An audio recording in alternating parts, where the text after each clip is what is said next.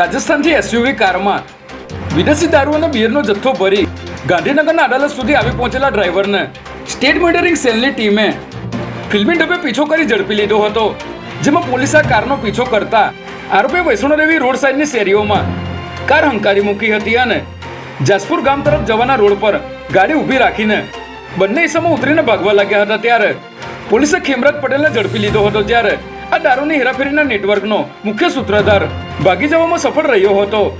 સમગ્ર મામલે પોલીસે દારૂ અને કાર સહિત 7 લાખનો મુદ્દામાલ કબજે કરી આગળની તપાસ શરૂ કરી છે. ગાંધીનગરમાં નંબર પ્લેટ વિનાની અને કાળા કાચ લગાવેલી ગાડીઓ વધારે પ્રમાણમાં જોવા મળતી હોય છે અને આવી મોટાભાગની ગાડીઓ પર પોલીસ લખેલી પ્લેટ લગાવેલી હોવાથી પોલીસ કોઈ કાર્યવાહી કરતી નથી અને આવી ગાડીઓ પર નંબર પ્લેટ ન હોવાથી સીસીટીવીમાં પકડાય તો પણ તે કારની માલિકી શોધી શકાતી નથી. જેથી આ મામલે સચિવાલયના નાયબ સેક્શન અધિકારીએ પત્ર લખતા સ્ટેટ ટ્રાફિક બ્રાન્ચના આઈજીએ ગાંધીનગર સહિત તમામ જિલ્લા અને મહાનગરોના પોલીસ અધિકારીઓને આવી કાર સામે તાત્કાલિક પગલાં લેવા આદેશ કર્યા છે.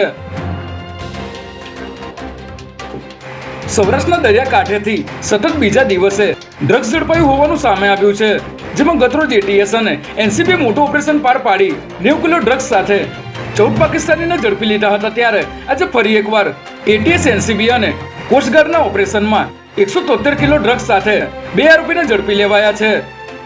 મળતી માહિતી મુજબ આ બંને આરોપીઓ પાકિસ્તાન જઈને ડ્રગ્સ લાવતા હતા. ત્યારે આ લોકો કોને અને કઈ રીતે ડ્રગ્સ સપ્લાય કરતા હતા તે દિશામાં પોલીસે તપાસ શરૂ કરી છે.